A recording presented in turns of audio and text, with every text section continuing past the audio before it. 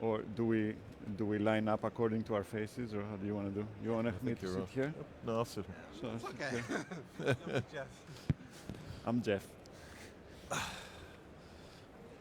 right.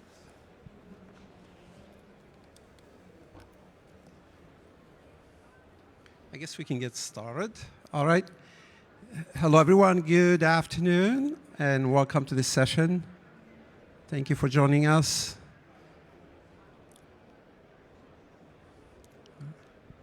All right, so we can get started. This session is going to talk a little bit more about the future, not only about mobility, but also about generally what is happening in terms of digital transformation in our lives and everything that's surrounding us. And I have two of my colleagues here that are joining me. My name is Saeed Tabet from Dell Technologies.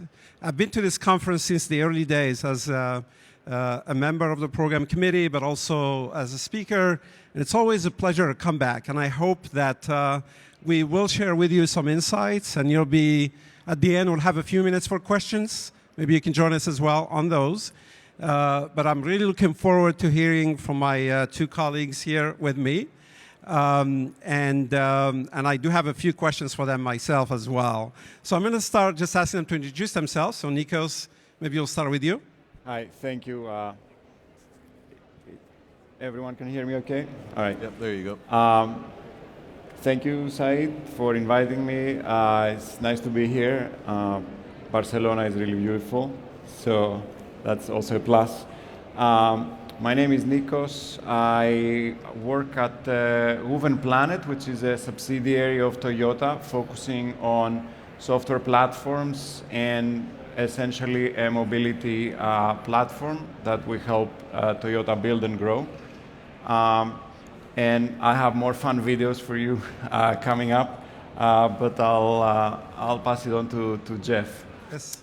Thank you, Nico. So, Jeff White, I work at Dell Technologies as well. It's great to be back in Barcelona after a couple years off.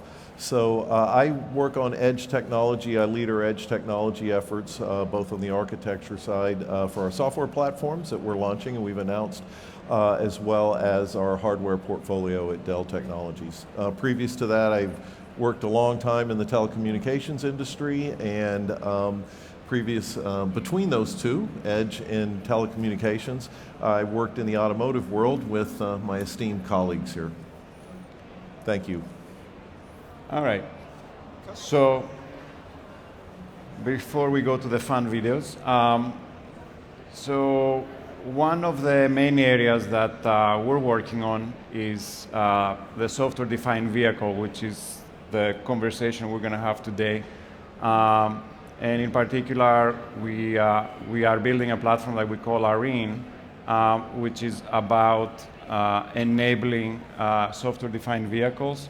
I was involved in that project, and now as a technical fellow, I'm also involved in our project of the smart city that we call Woven City in Japan. And so I have plenty to say about mobility and software-defined vehicles, depending on what Said wants to cover. Yeah. And one of the concepts that I would like to show the audience that we showed in Tokyo a few years ago, and I'd like the audience to understand a little bit how we're envisioning, even with a concept vehicle, the user experience when you're thinking about software-defined vehicles, and how you connect them to the infrastructure, and what kind of use cases we can be dreaming for in the future. And then I'll move on to some larger scale projects. Is the video playing? We just showed the Lexus one. Do you want to move on to the next one? And are you playing the Woven City now or Lexus? Okay. And so here are some concepts of how, when you have full control of the infrastructure, you could be rethinking the road system, you could be rethinking the pedestrian experience, how much closer we can come to the environment, be more sustainable. the vehicle plays more than just the role of transportation. It can be part of the environment as well. We have, some renderings of our e-pallets in the video that are, multi-purpose vehicles.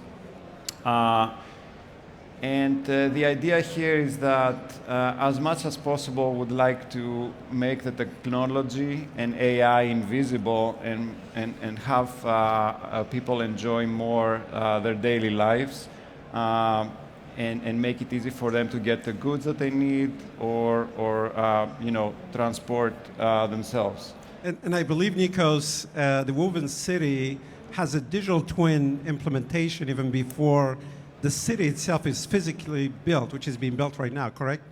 Indeed. We're going to touch on software-defined vehicles, but hint here is whatever we are talking about the physical space, we want to make sure that we have testability also in the cloud, in a virtual environment that as closely as possible resembles what we expect in reality. And I think we're going to touch up on that a little bit, right? Thank you, Nikos. So I'm going to move on to Jeff. He's going to give us a couple slides, talk about his perspective, and then we'll get to the questions. Jeff, let me know when I'm going to move through your slides. First of all, I wish I had a cool T-shirt picture like Nikos has, so I'm going to have to work on that, Nikos.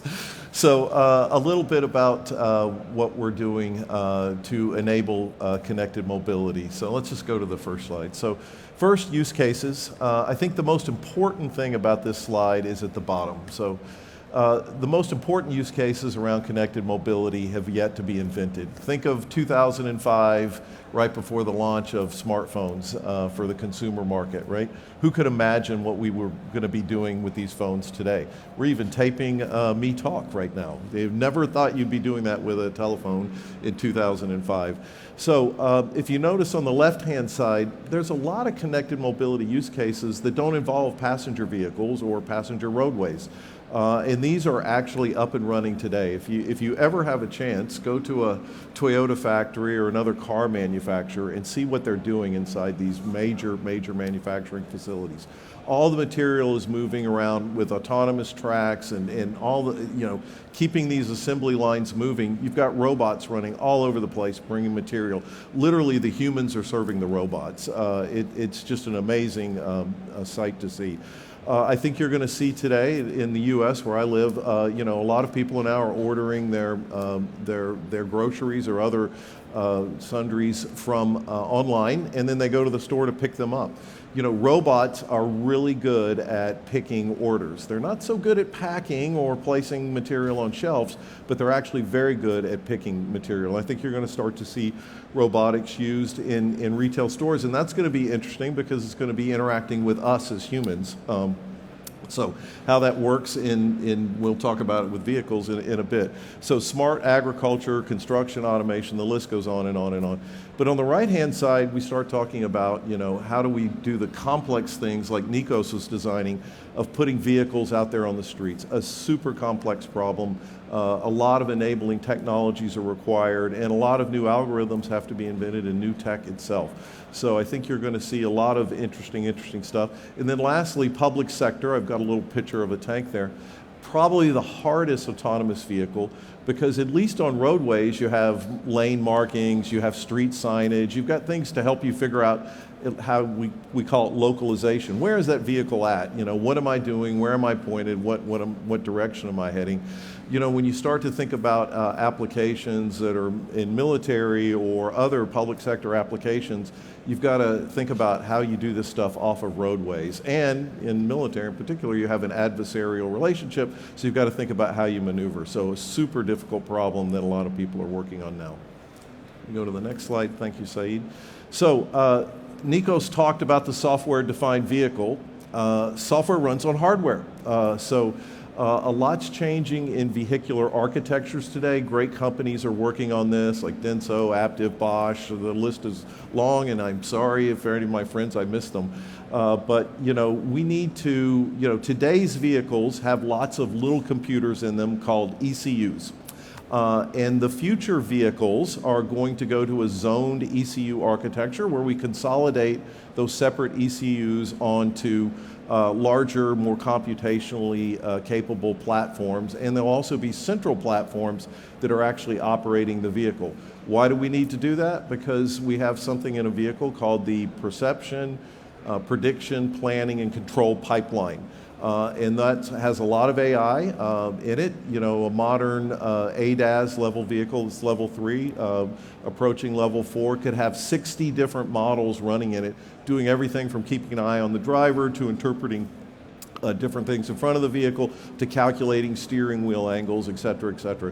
You need more computation for that. It needs to be energy efficient because it's both scalar and vector compute. Thank you, Saeed. So, enabling technologies. We'll talk a little bit about this in our Q&A. So, AI in the right role. I have a rule. I'm sure someone else came up with it, but I'm going to take credit for it today. So, I apologize to whoever came up with it before me. The smarter you are, the slower you are, and the more energy you need, the smarter you are. So, you can make things very, very energy efficient and blindingly fast if they don't do much but crunch numbers, all right? If you're a human being, you need a lot of energy and you're pretty slow compared to a computer. So we need AI in the right role. So perception, AI is very good at. The CNNs, convolutional neural nets are very capable today. But we also need to work on technology, which I mentioned further down, that's less probabilistic in nature. It can make decisions, which AI is not particularly good at. So there's a lot of good people working on that, and Nikos will talk about that. Sensor fusion technology to feed this PPPC type pipeline. You know, we use just vision. There's a lot of things that you can mistake. Just look at pictures. You need to have something that's actually reaching out and bouncing energy in different frequencies off of things so you can determine, is that really there or is that a shadow? So sensor fusion is something that's being developed now and actually exists in the real world and working. Digital twins need to be there to actually help train the system. So environmental simulation, digital twins need to train these autonomous systems how to operate. And synthetic data is really the only cost-effective way to train using these digital twins. So key enabling technologies. Time-sensitive networking, so there's a whole brand of stuff you can go online and look it up, but time-sensitive networking is not only things happen fast, but things happen when they're supposed to happen. So think of it as there's no more relative timing, this after this. I need something to happen by now. Time-sensitive network tied to RTOS. RTOS stands for real-time operating systems. That does not exist yet, but a lot of people are working on it. There's interesting studies coming out of Stanford University and some others. And lastly, something I do all day long is edge native technology.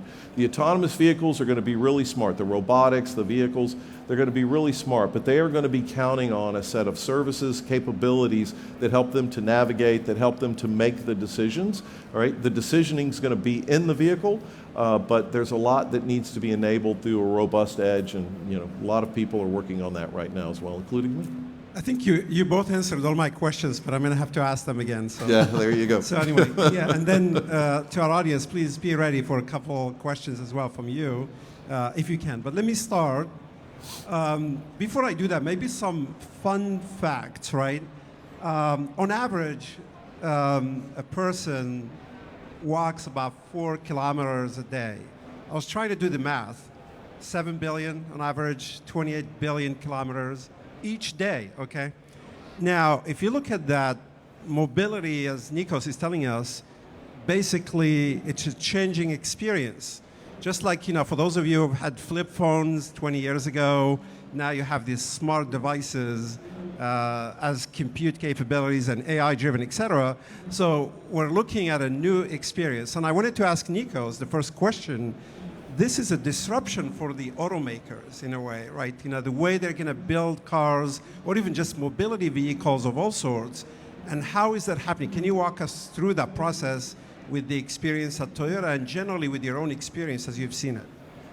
Sure. Where do we start? Okay.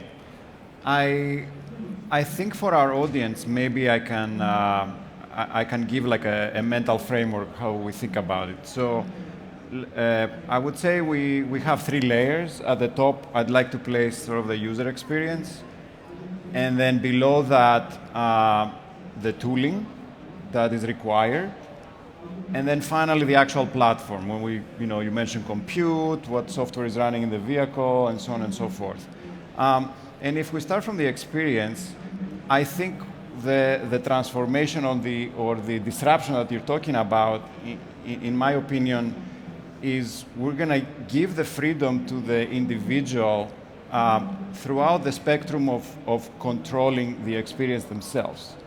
Like today, if I go into a vehicle, it has some advanced, driving capabilities. I still have to control the vehicle. I don't have a choice today whether I want to use the AI to fully drive me, or I just want to use the AI to assist me.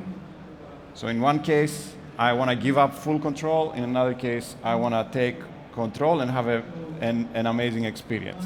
Let's say I'm racing the car, and I want the AI to make me look like a race driver. So it's all about the experience, Nikos, right? So in that first layer, that's how I'm thinking about it, that we have a spectrum of how much control you have the freedom of control, which today we don't have. But in order for us to create that experience, we need the software. And who writes the software? The developers write the software. If we don't give the developers good tools, we talked about digital twins, better compilers, even better methods, right? Because safety is very important at this layer. For them to create that innovation, then we'll never get to those experiences.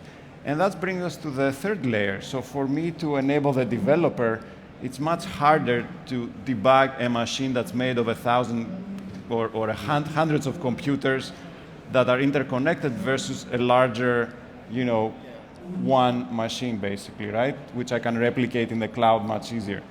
And so that's how I'm thinking the disruption should happen. Great. I'm going to have more questions for you. But my next one is for Jeff. So Jeff, you talked about enabling technologies. Mm-hmm. 5G, edge, data management, availability of open data and so on. And then the challenge of sustainability. Can you just talk to us a little bit more about that within this context where Nikos? Sure. Well, I talked a lot about the hardware, but having energy efficient vector compute is very, very, very important. So Dell's working on that with our partner ecosystem every day to run these AI models, to do the very efficient vector compute that needs to happen in the vehicle. But beyond that, I didn't really touch on it, data management is a key issue as well. These vehicles generate lots of data. Some of that data needs to be acted on. Some of that data needs to be saved and archived and analyzed in the future. Some of that data needs to be thrown away. So being able to sort that out in a distributed system is a very, very hard problem. Distributed systems have a lot of specific characteristics that are, the problem rises to the level of math and theorems, not just technology. So they're hard to solve issues around data management. How do we manage from policy, data mobility, how do we manage archiving data, classifying data in a remote setting that could be in a vehicle itself? So a really big challenge there. And then, of course, how do we manage the distributed systems that are talking to these millions of vehicles? Again, I touched on how hard distributed systems are to build, but the essential issue is you have limited resources, same problem that you have in the vehicle, that has to be managed very effectively. Very different than data centers and clouds where you have a lot of resource that needs to be managed for outcomes. You have limited resources and edges and in the vehicles that have to be managed very, very, very efficiently. And in addition, you're not going to have knowledge of state. Right? State is how much resource am I using? What is the application actually doing right now? That's impossible to have in the edge or in the vehicle. So you've got to design software and systems that can deal with that level of uncertainty. And that's everything from scheduling the capabilities in the edge and moving workloads in and out of the vehicle to actually the vehicle perceiving its environment, understanding where it is in its environment, and then acting upon it. So, it truly is autonomous systems and very, very exciting space to be. Oh, that's great. Thanks, Jeff. My next question, I mean, we talk about AI a lot. I mean, I'm sure you hear about that as well from a lot of different perspectives, both limitations, challenges, and all the advances that we've made in the recent years. So Nikos, that plays an important role in that transformation. Can you just focus a little bit, a few words on that, if you can? Yeah.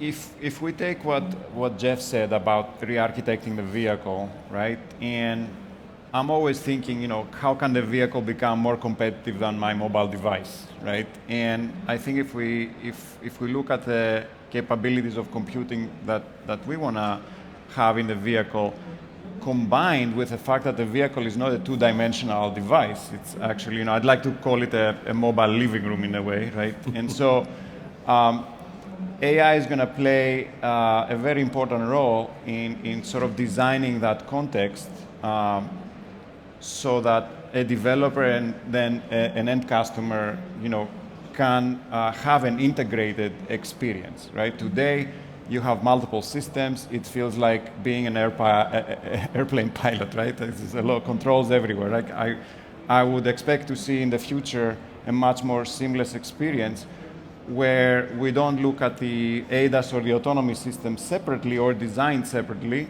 but also in concert with the full, let's say, cabin, right? So for that, we think of AI today as much more in the context of going towards autonomy, right, through advanced driving capabilities. But I think we are going to see more use cases also coming out of the actual, passenger and driver experience inside. Already we're starting to see driver monitoring systems based on AI. And then we have multiple companies having, voice assistants, etc. So we're going to start seeing much more of that as well. Yeah. Yeah. So Nikos, this brings me to the next question. A lot of, I'm sure, members of our audience are startups or innovators. They're thinking about the next idea. What does Toyota do that maybe we can leverage that? But I'm thinking from the perspective of multiple ecosystems and platforms that need to live together, open source or not, right? And I don't think one ecosystem will be enough, right? So what's happening right now with a lot of these solutions, can you talk a little bit more about that? Sure. And then Jeff, the same question to you will be, how do we enable that in that type of environment of complexity? Yeah.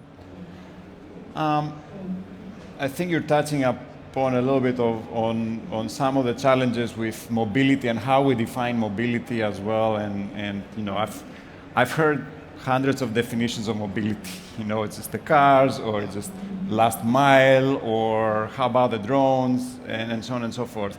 I believe we're at a time where this is actually getting defined. If we remember the early days of the web, I couldn't define exactly what the web was. Was it HTTP? Was it my Netscape browser? Was it, Yahoo? Was it Google, Amazon? What was exactly that was, that we could pinpoint and say this is the web, right? You could go from technical to experiential definitions. I think right now the same is happening with the term mobility, but ultimately, where I think it's going to click for us is when we see that jump in the difference in the experience, like I said.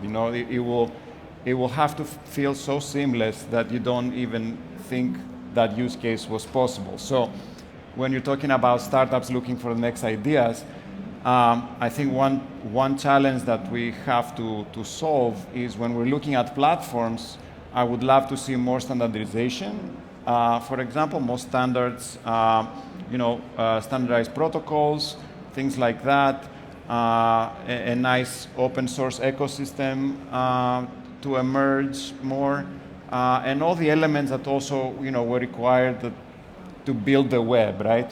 There were multiple such components, I think. This is a really good point. You're touching on standards. And maybe, Jeff, you can talk a little bit more about that within that context.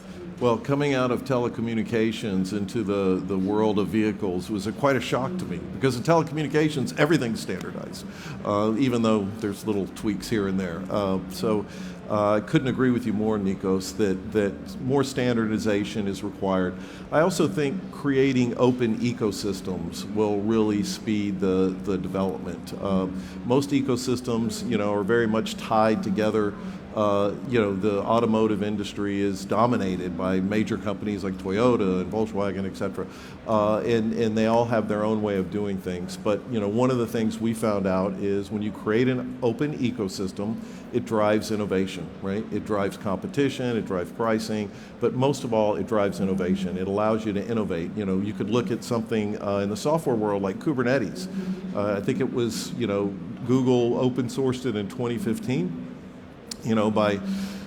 By now, it's almost everything is cloud native and based on containers, and it's increasing. In fact, it's going to be a key enabling technology to make autonomous systems work.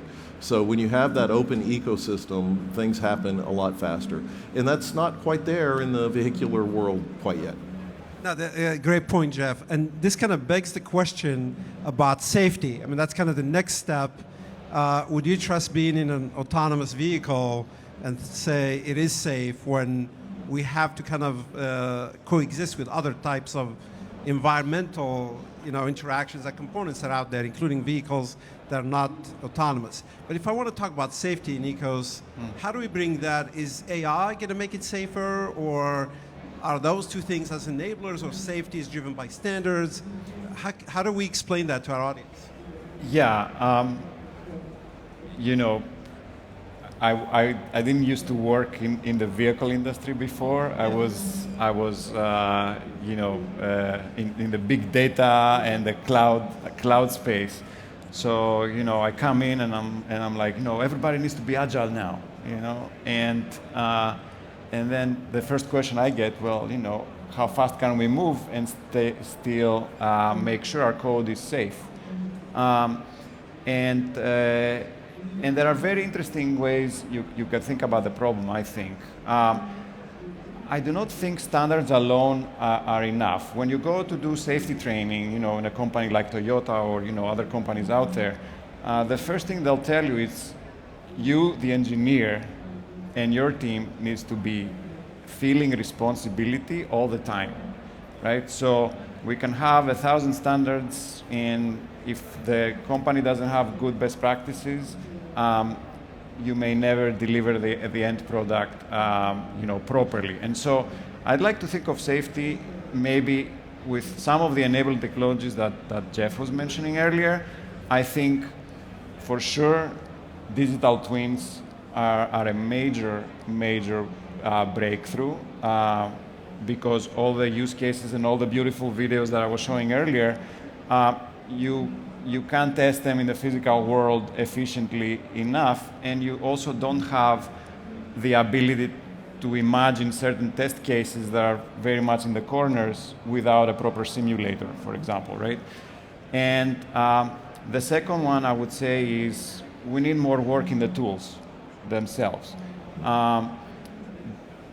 We have to make it, the developer is having a very hard time juggling user experience, safety, security concerns, efficiency, how to cut down the costs, all these things, are a wave of requirements coming in.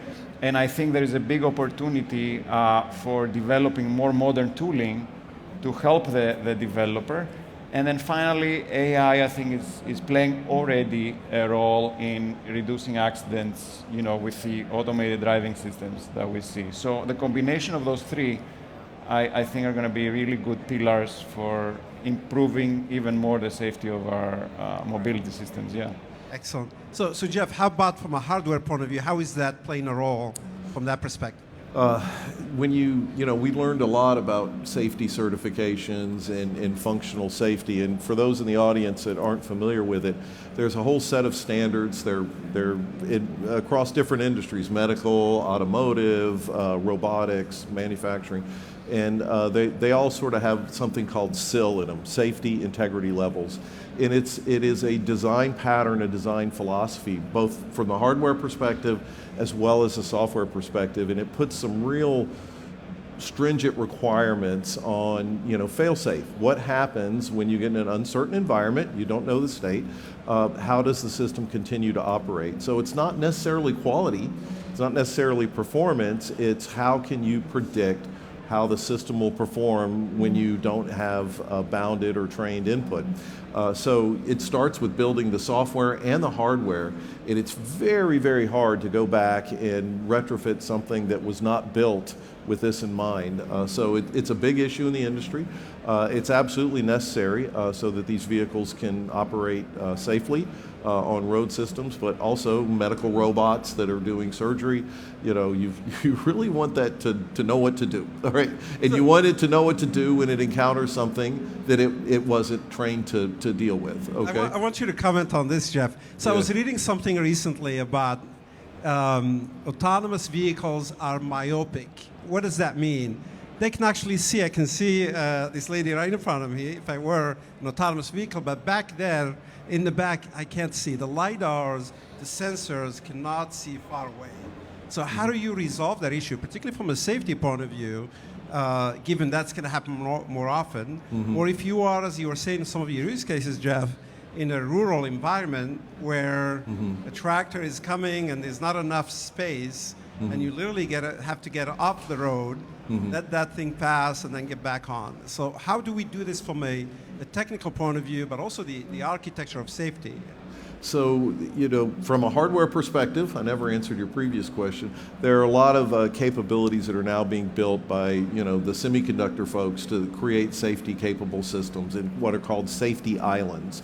So part of the chip is actually now safety certified, and it'll run in parallel and maintain state and all good stuff.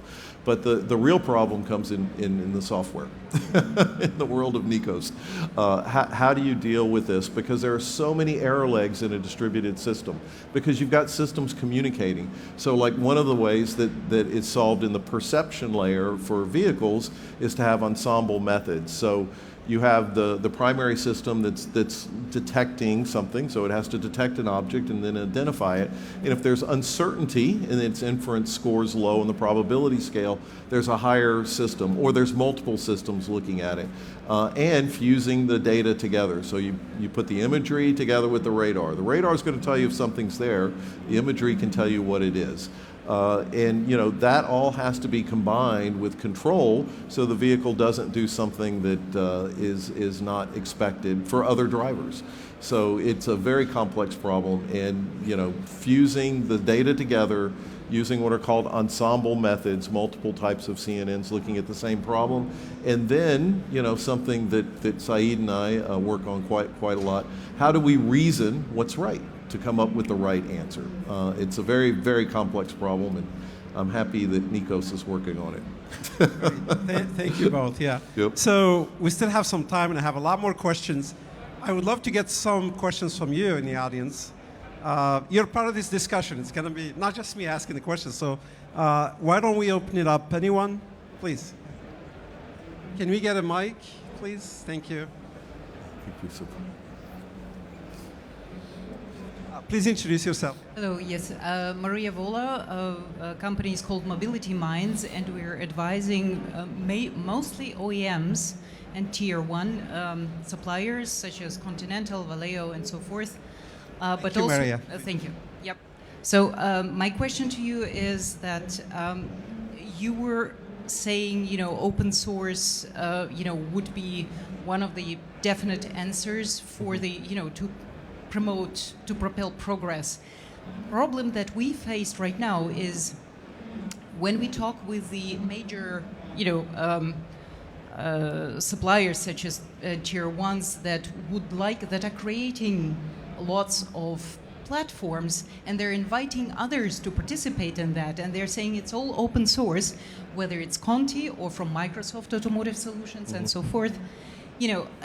People are extremely wary, of course, because it's politics again. So how to deal with that? Because there is still, it's not impartial. You say we say it's open source. How do you do this? How would you do this? Thank you. That's a great question. It touches on a number of other initiatives that are here in Europe, particularly Catena X is one of them. There are a number of other ones on data management. So Any one of you would like to ask that question, maybe, Nikos? I can go first. I think you're right. We're seeing this tension between the parties. And because this is such a new space and everybody feels there is a disruption coming in terms of the business models, I think that's a factor that probably, causes a little bit of that hesitation. I've seen some good advances, at least in the AutoSAR community. It's not all there yet, but from some of my colleagues, I'm starting to feel that not only are they trying to open some standard, but also have an open implementation. And my question to them always is, well, when you open source your code, are you developing it with the same safety process that you develop your existing product, right? And to me, that is my biggest question. And I think there needs to be a reorganization so that the funding can flow towards projects like that to follow the right safety process. From my experience, I would say maybe that's the two factors that I've seen causing this. But at least in Japan, there is a bit of a collaborative spirit between the different entities, and I hope to see that more actually, and things to move faster in that sense. Great. Yeah. Thanks, Nikos. Jeff, any comments? Yeah, I would add, open ecosystem doesn't necessarily mean open source. It means that you've created a platform that can be innovated on and is open to third parties and accessible by third parties. So, I think we're beginning to see that in the vehicular industry. Politics is a very complex thing. I is always smarter than AI and has its own set of challenges. So, that I can't really advise on. But I do believe the tier one manufacturers are beginning to understand. I think they're looking at other ecosystems like the electronics industry, where they have open implementations, not necessarily open source, but open implementations at certain key areas standardized so that you can create an innovative ecosystem. That happens a lot in electronics. I'll contrast that to telecom. Telecom has a high degree of standardization, so much so that sometimes it stifles innovation. You've got to wait for 3GPP, at the end of this month or the end of February, they'll have Mobile World Congress out here and everybody will be talking about 6G. Well, it's pretty hard to innovate on 6G when you don't know what the standard will be quite yet because you have to comply to that standard. So, there's a happy median in there, and ultimately everybody wins in that. And I have a feeling, I don't know this, I'm just speculating, but I think the tier ones are beginning to see that in the ecosystem, and I think they'll drive things open. They are starting to use a lot of open source technology. If you look at the new architectures that are coming out, from a software perspective, they're supporting multiple different types of OSs. They're using Kubernetes and cloud native approaches to orchestrate applications all the way down to the vehicle. And I wouldn't be surprised to see things like server-side WebAssembly, WASM, and other capabilities start to appear as well. So, technology, as the vehicular industry becomes more of a technology and services company, I think by just sheer gravity, things are going to start to open up. I think they'll have to. Thank you, Jeff. Appreciate it. Thanks. We can take one more question before I resume my own questioning. Anyone from the audience? I'm sure you have questions. Don't be shy. All right. Okay. Well, I'll do that myself. We'll take it back. So I was speaking of tier ones, with one of the leaders actually that a few years ago we met at CES back in 2019, and he was saying, if you want to go to an automotive show, we used to go to a lot of those, you go to CES. And CES is Consumer Electronics Show. And at the time I was, it's not really changing. And he was questioning that and sending that on Twitter and a number of other platforms, where it really questions that change that's happening. As you were saying, Nikos, We're getting into the world of technology. More technology players are playing a role there. Instead of asking you, we talked about disruptions. I really want some advice or some pointers to our audience about where, if they are ready to go and explore some of these areas, what would you recommend? What would be the next thing? What would you like them to? Oh, interesting. You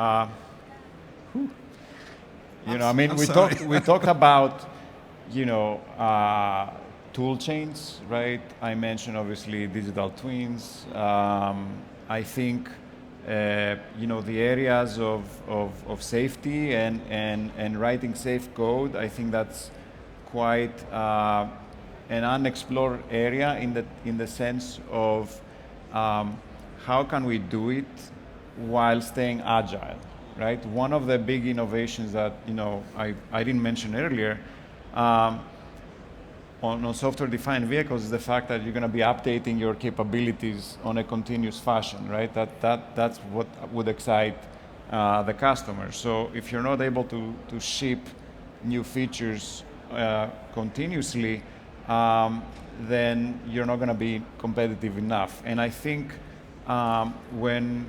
when I'm looking at that, right, and in order to achieve that level of continuous delivery, you have to work backwards and say, you know, what are my biggest bottlenecks, right, for that? And I think making sure the code you produce is certified, right, it's safe, but you can do that also in an agile fashion, you know, it's still an area that is being actively explored now. And I think when we get, you know, I hope more and more people get interested in this area and update tools or modify existing tools that are out there so that we can, you know, we can basically, you know, run it on virtual vehicles in the cloud and have parity basically with the real car. So related to that is the accelerated investment into EVs or EV platforms, where some of these manufacturers are starting to share their platforms with often their competitors, actually, right? What I competed before. So is that within that spirit that you're talking about?